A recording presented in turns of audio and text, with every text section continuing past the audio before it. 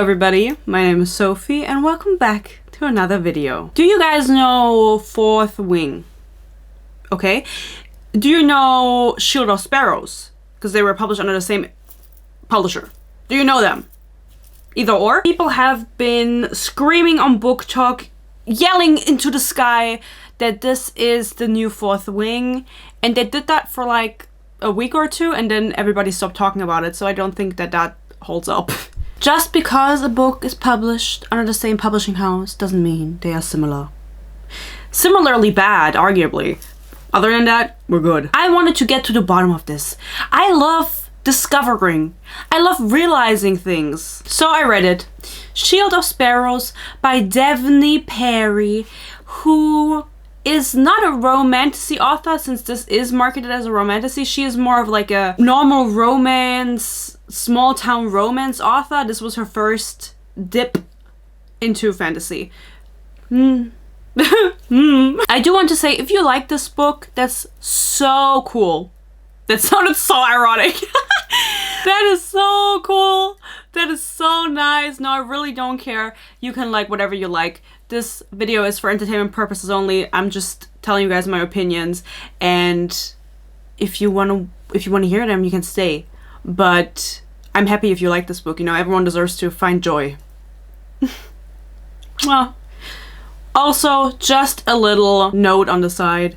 If you are new to this channel, welcome. If you are not, I haven't uploaded in a while and we'll talk about it in the next video, but I'm back. With arguably maybe a little bit of pink eye. I remember I once did a review of one of the Icebreaker books, I think the second book, or maybe the last. It doesn't really matter. And I had a sponsor on it, so I had to post it contractually. And I had double pink eye and I was sick at the same time.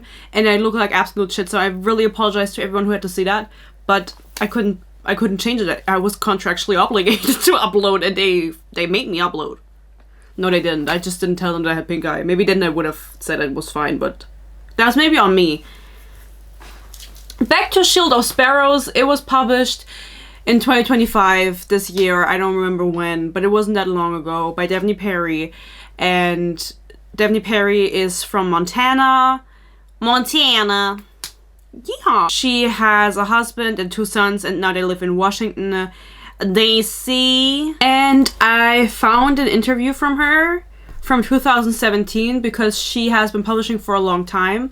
Again, not fantasy, but normal romance. And I'll just read out my favorite quote from this interview. Arguably, it was a different time, 2017, but yeah, you can be the judge of it. If you could have lunch with anyone, who would it be and what would you order? Which is a weird question to ask, first of all. And then the interviewer also gives options in parentheses. And I will read out these options to you. Gandhi, Oprah, Colleen Hoover, your best friend. What? What is this array of examples? Gandhi, Colleen Hoover, and my best friend? Huh? If you're curious what Devney answered, she said the entire cast of Friends, but I would require they be in character.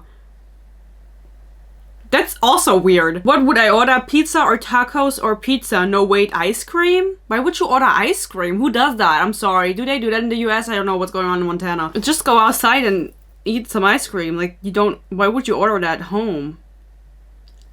I'm not sure. Without further ado, what is Shield of Sparrows about, right? You're itching in your toes. There is a world, and there are different kingdoms in this world, and our main character is from one kingdom, and they have a treaty in place called the Shield of Sparrows, and the lady gets married off to a prince from a different kingdom, so they can ensure that they don't attack each other and are trading.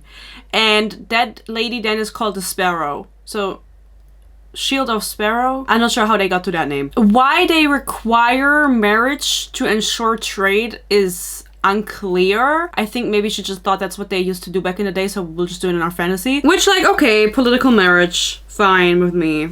I allow it. The main character's name is Odessa, and she has a half-sister because her mother died.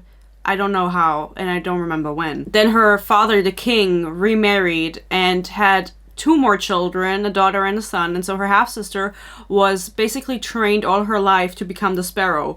Because our main character, Odessas, she's not good at anything. She doesn't really like doing anything. She can't fight, and she just wants to hang out, basically. She just wants to hang out, relax.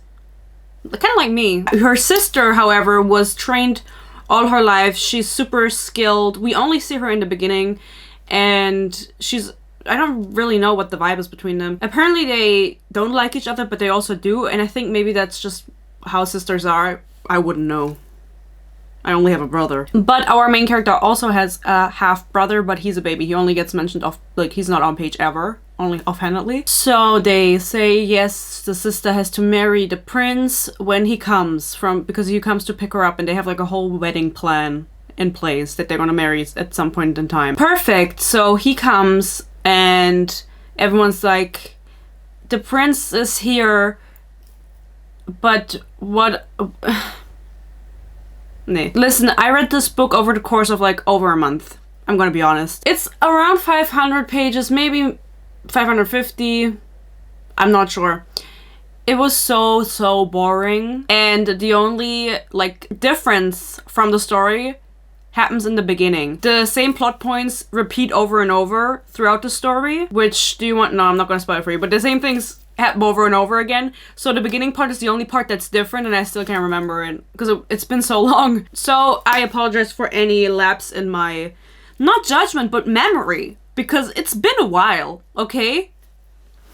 Whatever. The prince arrives, and he, for some reason, killed 7 beasts, like 7 whales. I'm not sure. I don't remember if that was like his task to do so that they would get married, but he did do that, and he arrives and he's mute. Speak up. He can speak, but he chooses not to, and instead he has his bodyguard called the Guardian speak for him, and the prince's name is Xavier. We're noticing a pattern. They're very normal names for a fantasy. Xavier, Odessa. I think her sister is either May or Margot. What is it? Margot. Margot, Maggot. I don't remember which one is which, but they are normal names, arguably. Xavier arrives, and then the king, who maybe doesn't have a name, says, "Here's your bride, my daughter that is not Odessa," and then the prince, who's mute, looks at his guardian, and the guardian is like, "Listen, we want the other one." And so Odessa is like, what? She marries the prince under force. She's being held at ransom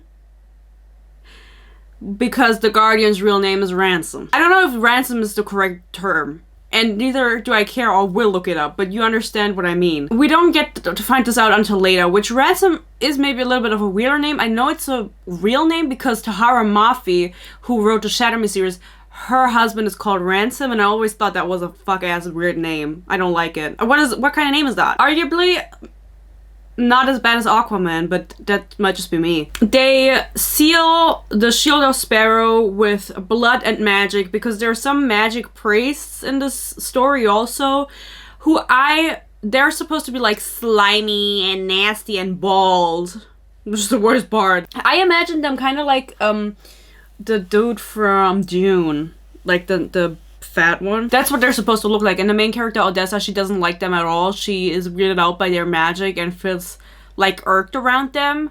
But they are there to seal the treaty between them. And there are other kingdoms between this, like, besides these two, but we don't get to see them. They get mentioned offhandedly, and you can be sure that I don't remember what the fuck they're called. There's no one from that continent, or no one from those kingdoms ever comes to this story. I don't know how long the series is supposed to be. I didn't look it up. I really just want to get it over with. Like, I don't want it to be a part of my life any longer. She then takes off with Xavier to the kingdom where he's from, which name I forgot. That is the premise of the book.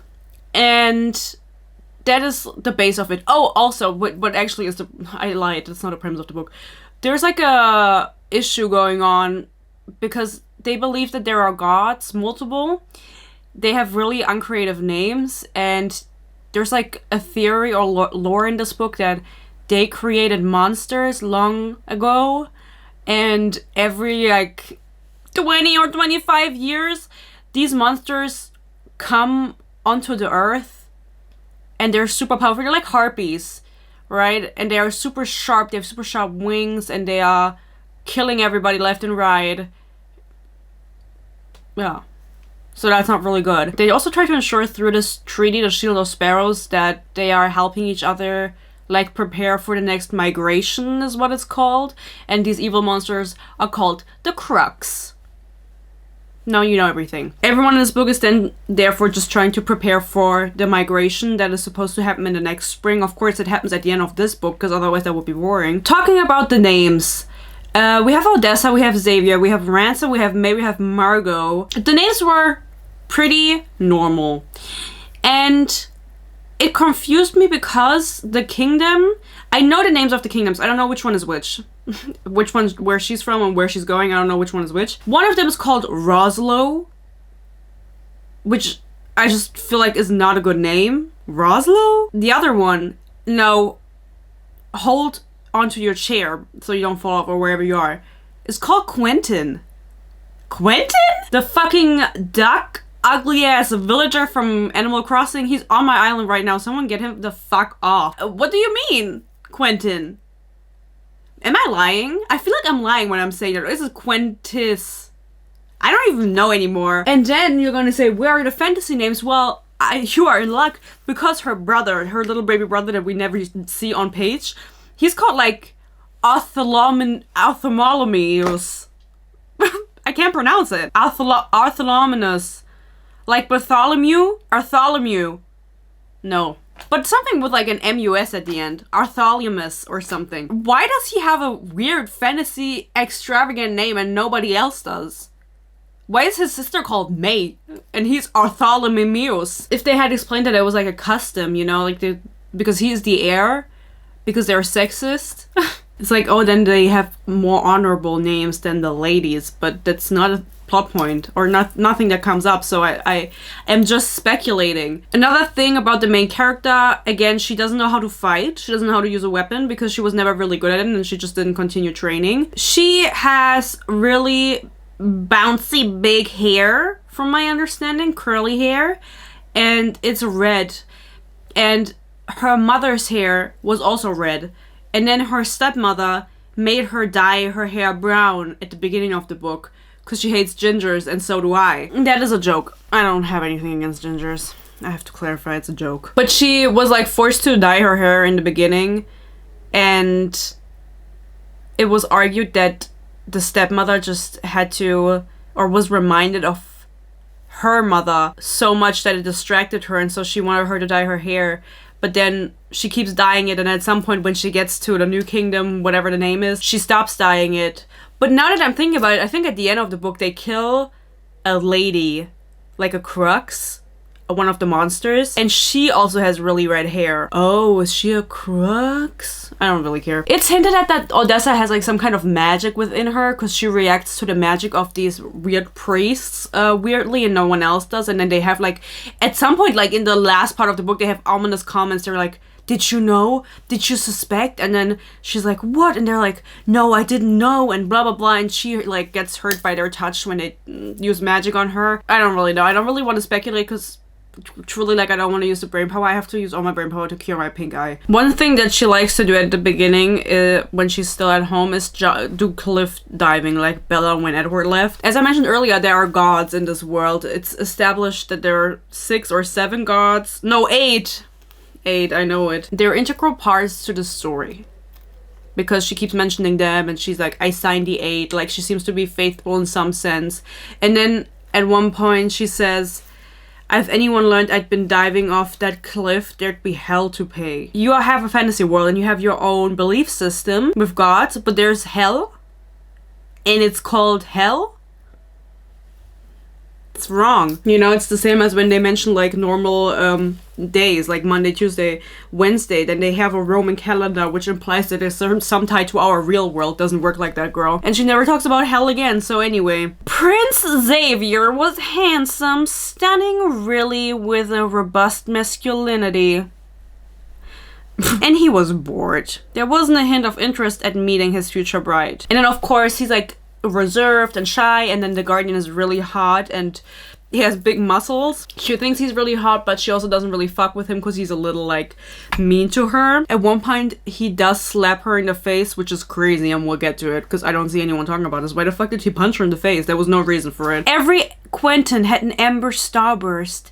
Every Quentin except me. My eyes were solid gold, not a starburst inside. Like, when they have, like, a, like, starburst is, like, something in their eye. It's, like, different color or whatever, and she doesn't have it, and that's also really confusing. Maybe it had something to do with the magic that she has, but we don't get to know any of that in this book. She's also not a virgin, which is good for us. She has had sex with a boy with freckled cheeks and an easy laugh. He'd worked in the stables, which is like, okay, where is he now?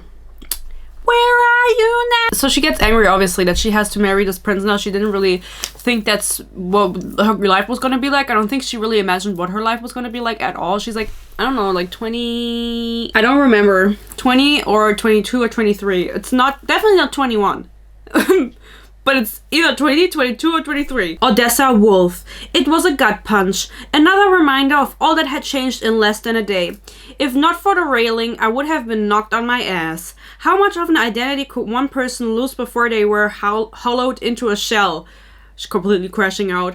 Odessa Wolf. I hated it, loathed it with every fiber of my being. Maybe he could sense that. Maybe this was his game, to strip me of everything that was me.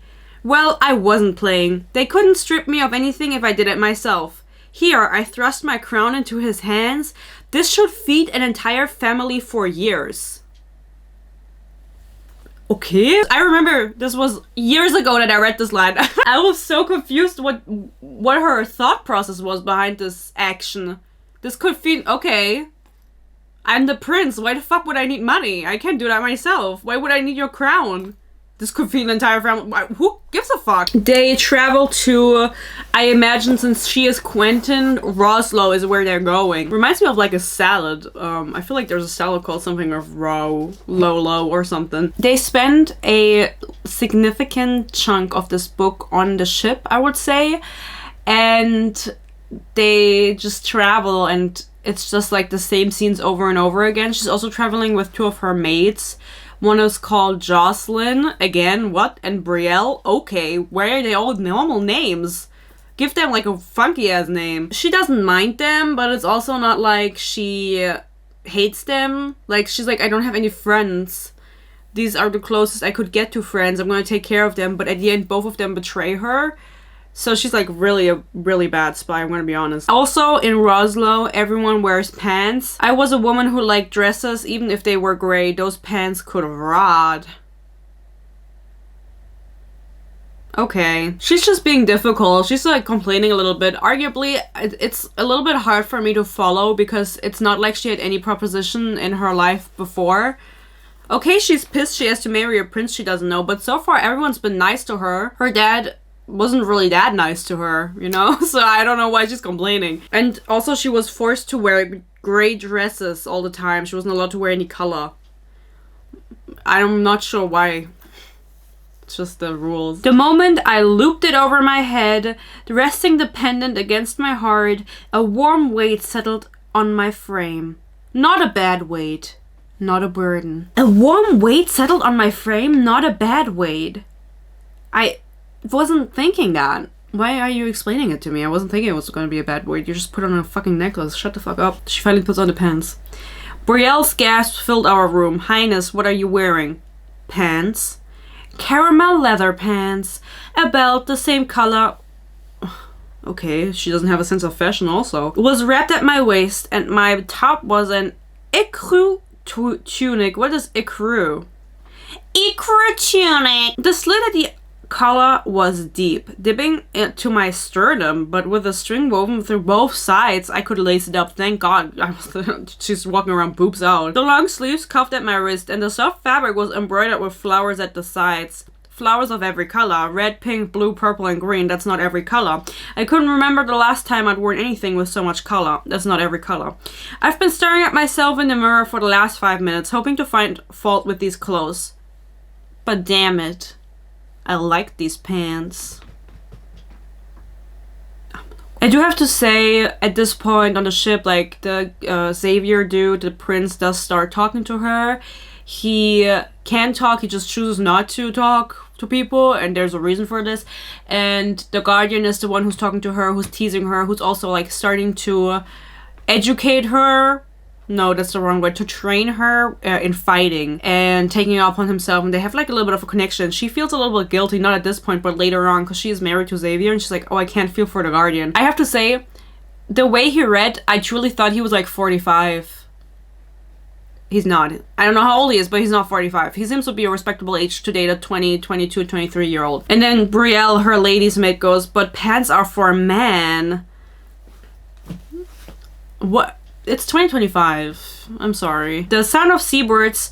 Oh my god, Seabird, my first ever fan. Are you still out there? I've told the story before, but when I uploaded my first video, horrible video by the way, about Crescent City, there was like one person that commented under it and then kept commenting under like the following videos, and their name was Seabird. Shout out if you're out there.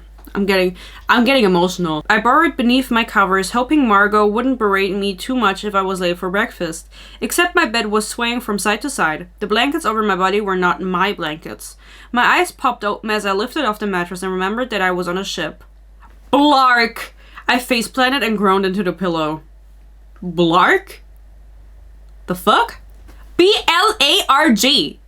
Blark! I hated that. I'm so sorry. There's also entire conversations where it's just like her going, dot, dot, dot. That's it.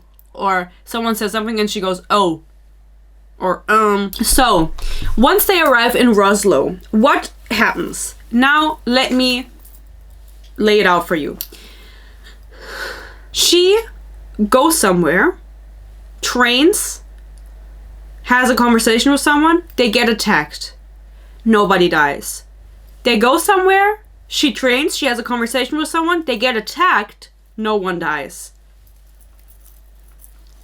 Over and over and over, had I have to read the same series of events in this book. Nothing was different. She goes to like 3 different cities. She's not allowed, oh, I haven't even said that yet. The capital of this place, I don't remember the name of it, of course I don't. It's like high security. Nobody knows where it is because there are no maps of Roslo, so her dad wants to infiltrate Roslo and especially the capital. So that's why he had been training her stepsister, or her half-sister, I mean, the entire time to become a good spy.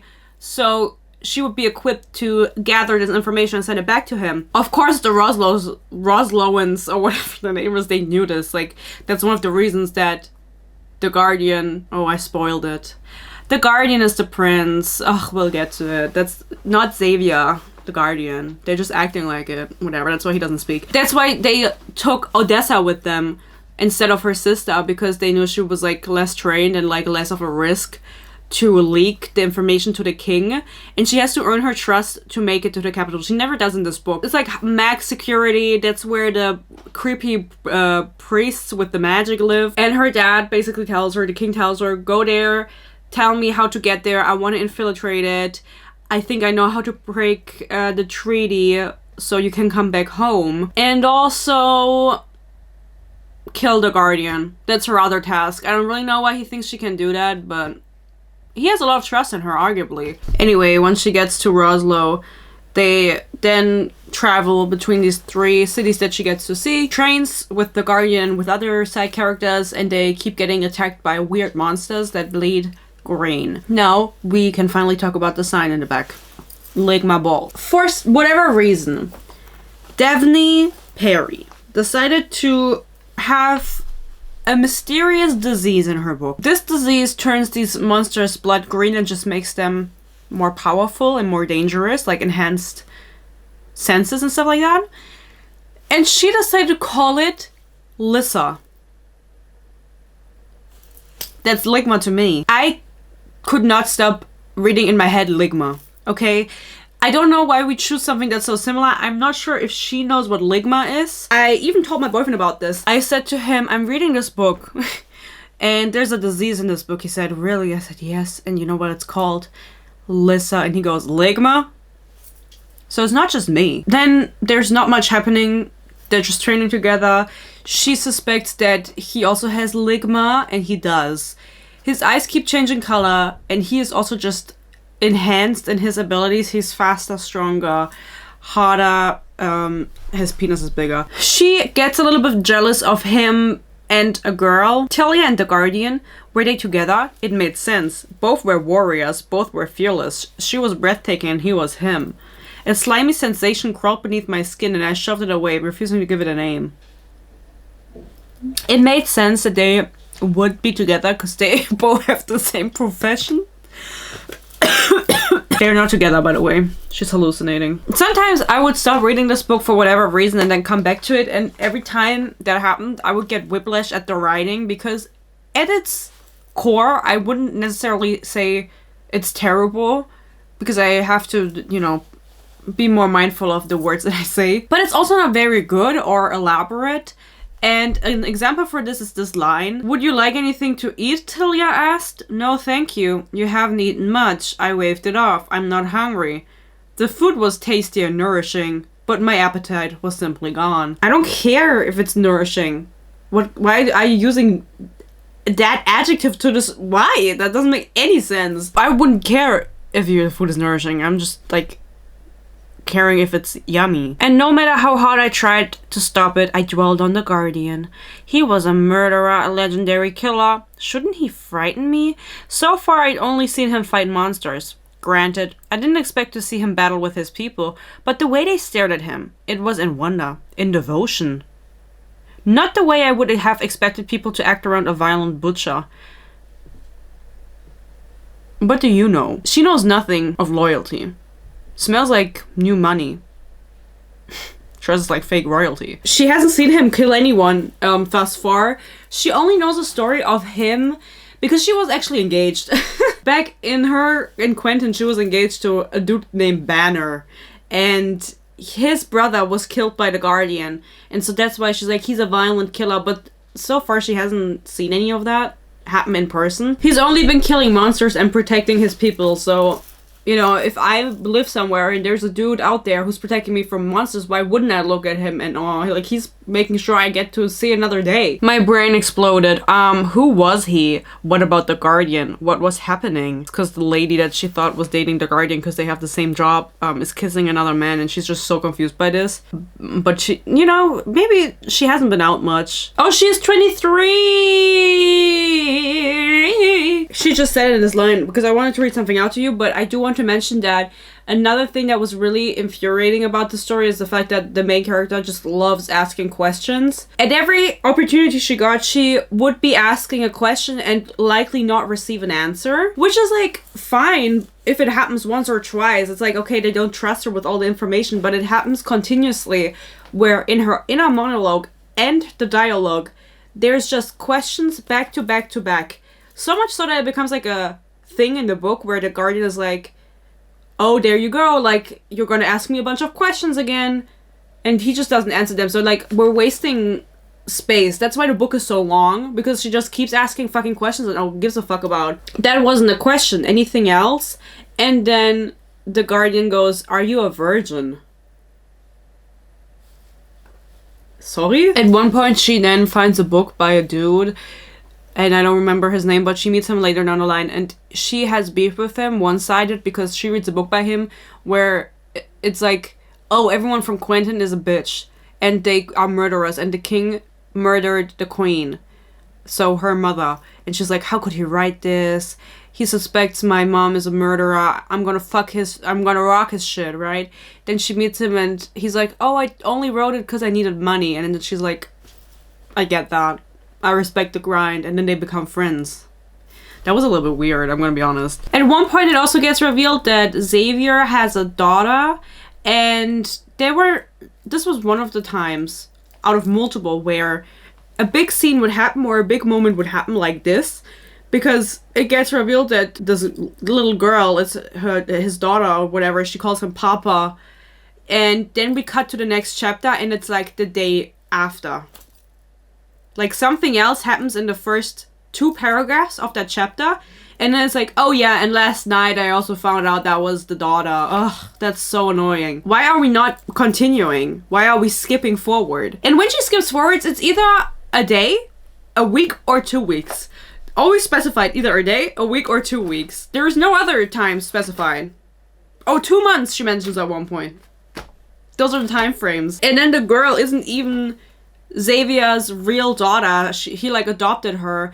And then also the Xavier is just the double for the Guardian, who's actually Xavier. But nobody knows that, besides like 2 people. We get to the face slap. She goes, no, let's get on with it, regarding training, and he goes, your wish. He mocked the bow, then slapped me in the face. The strike was so fast, I never saw it coming. I couldn't have blocked it if I had tried. My jaw dropped as I pressed my palm to the slight sting in my cheek. You hit me. Period. You hit me. And then she rationalizes this by going, sort of, if he'd actually wanted to hurt me, he would have closed his fist or added some strength to that slap. It had really been more of a tap. There was just enough of a smack that I'd learn a lesson. Was? Why are we, like, normalizing this? It's like, you know when in a really popular series, oh my god, I can't talk. There was a man named Rowan. I don't want to spoil it for anyone. If you haven't read it, this point, it's only on you. Oh my fucking god. It's on you, but I'm still not going to spoil it. And he slaps the main character and they end up like being together for eternity. And everyone was like, oh, that's, it's just she was having a hard time. Why are we having him? You just go, you slapped me. And then she's like, oh no, he just tapped me. Like he didn't actually hurt me. What the fuck? What the fuck? This wasn't necessary, this scene. I feel like she was maybe putting it in to show that he doesn't actually want to injure her. And I never thought that he wanted to injure her at any point in this book, so that wasn't a necessary scene. Do you know what I mean? Crazy. It's crazy out here. She finds out about Ligma, and then she goes, you have a Ligma, and then he goes, yeah, I do have Ligma, and then she goes, you tricked us, it was a lie, it was all a lie. What about the foster, which are the priest? The high priest knew I had my reasons, because now it's revealed that he is actually the prince. So let me tell you about this. And by the way, the child that I mentioned, that's not actually anyone's child, it's actually the Guardian's half-sister. And the Guardian is the real prince, okay? So that makes his sister the princess. But his father is evil, and his name is Ramsay. Again, a normal name. His name is Ramsay. He's evil. He tried to kill their mother at one point, and so she escaped, because she was cheating on him. She escaped, and then she had the daughter, which the king didn't know about, so now they're trying to hide away the sister, who is the princess, so the king doesn't know about her. Okay, so we got that out of the way. We don't really care about her. She keeps coming up in the book. I'm going to be honest, I hate children in books. She's supposed to be 4 years old, and I just feel like you cannot put a 4-year-old in a book because you're never going to get like the verbiage and like the energy of a 4-year-old on page. You have to make them more mature. So I feel like it's a little bit unnecessary, I'm going to be honest. Like, especially in fantasy books, they always feel like they're at least 10. I kept forgetting that this was supposed to be a 4-year-old, like a toddler. So, the Guardian is the prince. Xavier is his body double, because for some reason in this realm, in this kingdom, every heir gets a double for protection. Okay, how is that working out for them? Because now everybody thinks that that's actually the prince, and he goes out on missions to kill these infected monsters. That's kind of what they're doing in the background, and that's who they keep getting attacked by. And so is the Guardian, who's the real prince, so there's no protection happening, because he's going out killing the beasts, and so is the double, so no one's being protected. Like, I feel like that would only make sense if the Guardian then just stayed in the back and didn't do anything and didn't face anyone. I don't really know. I don't really know the reason. I think they extended the body doubling, like they wanted to make a big reveal, but they kept doing the double thing because he got bit and then got Ligma. And then they were like, it's safer if nobody knows because you're gonna die of Ligma, because there's not a cure and he's a little bit depressed about it. But I would be surprised if there's not a cure. Then the mother, who the king tried to kill because she cheated on him, and then she had a daughter, she is still alive. She is living with them, and then at some point in the book we find out which of the characters is the mother, and she's a little bit crazy, and she actually invented Ligma. I'm just gonna tell you everything now, it doesn't really matter. She invented Ligma on accident. She was like really into potions and magic, and she was like researching it, and she made a potion that made people stronger. And then the potion consisted of like, I'm not sure. They explained it. It was like something from all of the animals and beasts that lived on the realm, like combined into one potion. I don't know what they, like the blood or whatever, I don't know what they combined. And then that together made a potion that if you injected it or consumed it, it would make you stronger. And then this dude, the Guardian, whose name is Xavier Ransom, it's a double name. The Guardian got injected with it by his mother because he in training got like a really bad cut and was bleeding out, so he didn't know he had it injected. But then he was out one day and he got bitten by like a wolf, like a magical wolf, because these animals are all called something similar to like real animals. Like the grizzly bears are called grizzers and the wolves are called berry wolves. So it's not like, you know, it's not really different. He got bitten by this wolf, and then for some reason the mother speculates, oh, you know, you didn't have Ligma, but you created, like the Guardian created Ligma. He literally founded, he's the founder of Ligma balls. The way that supposedly worked is he got bitten while having this injection, and then like some magical bond formed, and that created Ligma both in him and in this creature. And then every creature that this wolf bit following him, like after him, what the fuck? After this incident, when the wolf bit other animals, they got Ligma, and so every animal basically has Ligma now. They don't think that there's a cure. I hope there's no cure. I hope he dies. I'm tired of asking questions, Ransom girl.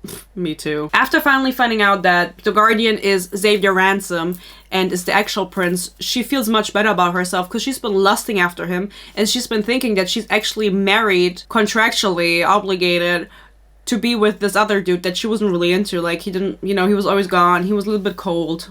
He wasn't as hot also. He just had this robust masculinity, whatever that means. But the Guardian has a six-pack and a really big schlong. And he's like, yeah, remember when you were signing the treaty? Xavier was actually using my blood. He was hiding it because they had to sign it in blood. And then he like took the veil and signed it in my blood. And he didn't speak. So you literally exchanged vows with me, like we tricked you. Whatever. She does a lot of training with him and with other characters, and something that I noticed is she never puts it to use. So what the fuck is that about? I don't know, she keeps training with knives and swords and crossbows, and sometimes, you know, when they get attacked, because that happens repeatedly in this book, she does use it to like defer one of the beasts that attack, but she doesn't use it to kill them. So that makes me wonder, why are we training at all? I felt like there was no payoff to that. Because of course, in the first attack, maybe she's not going to kill one of the wolves or the grizzers or whatever, but maybe in the second, at least injure it. The fuck? She meets the man who talked shit about her country and father and finds out he is a lost soul, but then his house gets burnt down.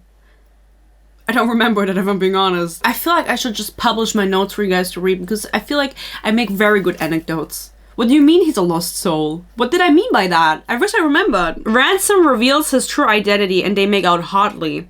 Also, one of the flying priests, like, touches her and makes ominous hints at her being magic that no one seems to want to investigate. She almost gets killed by someone with Ligma, and it's not very good, like Peter and Katniss. He does choke her, and it was kind of like Peter and Katniss. It is all revealed that his mom created it, but the bite made Ligma, and now his dad wants to make it too. The end. His dad, the king Ramsay, he wants to create an army of people who have the same thing as he does, like basically Ligma. He wants them to fight the Crux, because again, remember, they're all scared of these flying what is it called in English? Harpies. I always think of the harpies from Yu-Gi-Oh! I had a crush on them, I'm gonna be honest. And he thinks that if he recruits normal people and injects them with Ligma, they will get superpowers like Ramsay, no, not like Ramsay, like the Guardian, and then be able to fight off the Crux and have a better chance at surviving, because most people just die during the migration. They try to hide in like shelters, like bomb shelters, but apparently that's like, they're getting stronger and stronger, and they're also afraid that the Crux will get infected with Ligma, but I feel like they wouldn't.